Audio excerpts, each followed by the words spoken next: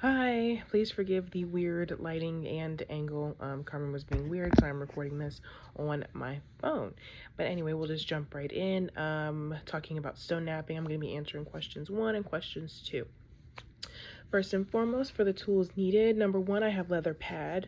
For this, I put down that he uses it mainly for hand protection, is what I saw, was just 2 pieces of leather sewn together, and he used it to protect his hand when he was using the antler tines for napping.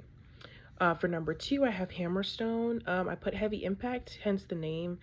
He really used this to take off really big chunks on the stone for napping.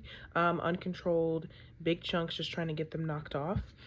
And then I have moose billet. He prefers a smaller one, but he prefers one that's heavier for more control, or whitetail antlers. He also mentioned those. But basically this is used for taking more controlled pieces, still knocking off a good majority, but more controlled pieces in regards to, he talks about follow through and knocking at a certain angle to take off bigger pieces.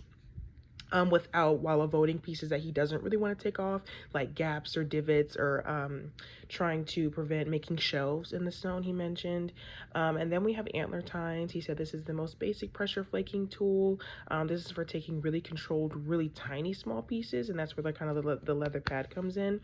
And then we have the abrading stone. For this, I said that it was almost like a nail file. It knocks away smaller, weaker edges, and it also makes the edges thicker so that they won't crumble when he uses the more detailed tools.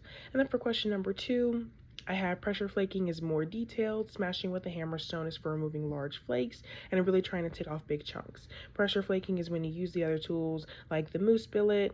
I put pressure flaking is more detailed, but I meant using the hammerstone.